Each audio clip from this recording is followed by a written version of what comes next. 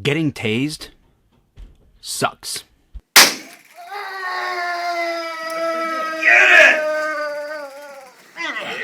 Holy I got you. Yeah, I will defend my brothers. I will defend the weak. I will pursue and fight evil so others may sleep. I am the sheepdog, protecting the night. Wolf hunters unite. Bring it on. It's time to fight. People always ask, what does it feel like to get tased?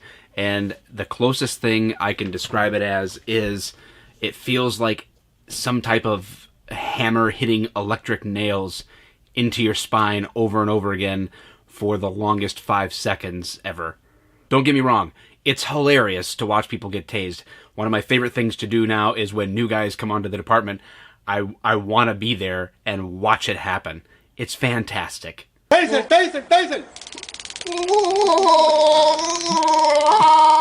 While it's funny in a controlled environment, it actually turns into pretty serious business when it comes to real-life situations on the street as a police officer. The taser is actually a really valuable tool that not only keeps the officers safer, but it also keeps the person who's resisting, for whatever reason, safer. Because if you don't have that tool, you have to resort to a different tool or your hands. And when hand-to-hand combat situations happen or you've got a resisting subject, the chances of the officer or bad guy or both being injured or coming away with injuries, it just goes way up. If you can use a taser, you've got that 5 seconds, get somebody in control, everybody goes home safe, and it's a fantastic resource. No, Taser did not pay me to say that. And it's worth mentioning that I'm glad I got tased. If you're going to carry a taser, you should be tased yourself before you do it.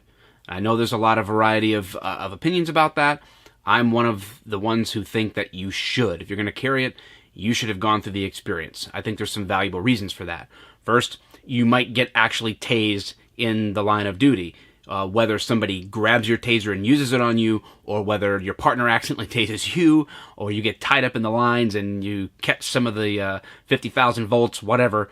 You need to know what is happening to you, and when it does in the street, if you've already experienced it, you'll know and understand what's going on and be able to react appropriately. Also, it's a way for you to be able to understand what you're putting someone through.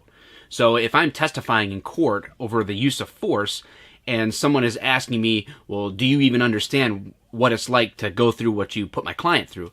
Well, yeah, I do. I've been through it. I've actually received it. So I do know what it's like. And I think it's of value to understand that when it comes to those non-lethal options like a taser, for us to be able to have a little bit of experience with what that is like, helps us understand when it's appropriate to use it, and helps us understand what that person has just experienced. Now, one of the biggest things that happens when a notable police shooting comes out is people will inevitably say, why didn't they just tase him? As if that was the solution to every criminal problem. Well, just tase him. If it was that simple, then shoot, we could use non-lethal for everything. We just make holsters that have rainbows in them. Police, stop!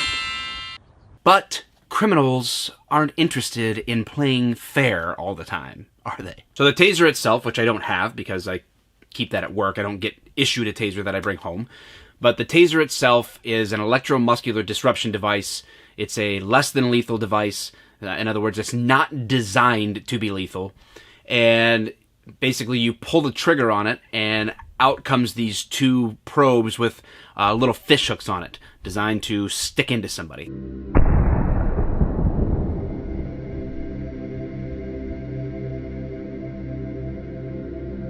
It has 50,000 volts, low amp so that it's not lethal, but 50,000 volts is what you're going to get hit with. It still sucks. So these two probes enter the skin or close enough that where they hit on the person's body or clothing will create a circuit and will disrupt their muscular system and bring them into submission, hopefully, so that they can be handcuffed without incident. And because electricity travels very well through muscles, the bigger they are, well, the harder they fall.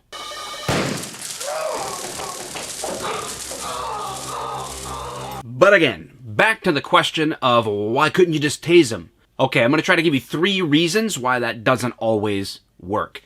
Tasers are great tools. I've used it many times, and it's both kept myself safe, my partner safe, and the people I'm arresting safe. Awesome tool that I believe in, but it's not always the right tool for the job. And here's why. First of all, a taser isn't effective on everyone. There's actually a percentage of the population that it doesn't matter where these probes go on them, it's not going to have the effect that you want. You're gonna get tased if you don't sit down.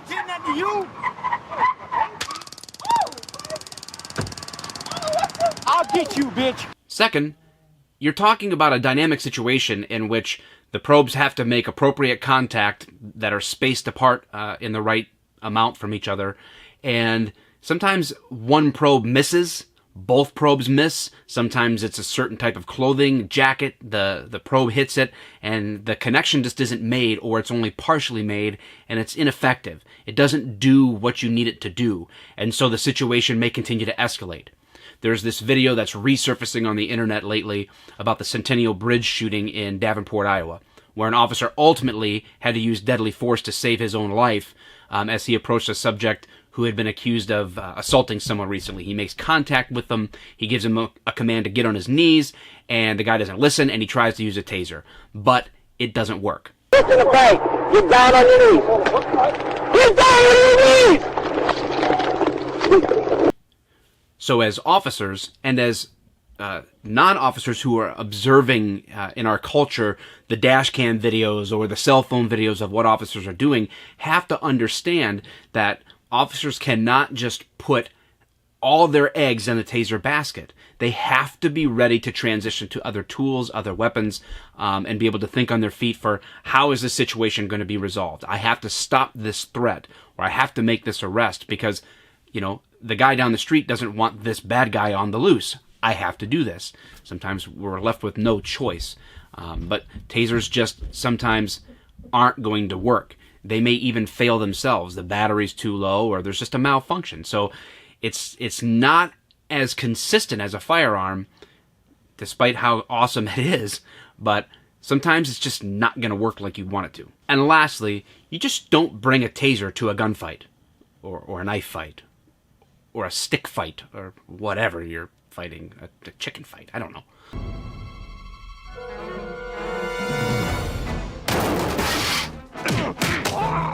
The point is that you gotta pick the right tool for the job.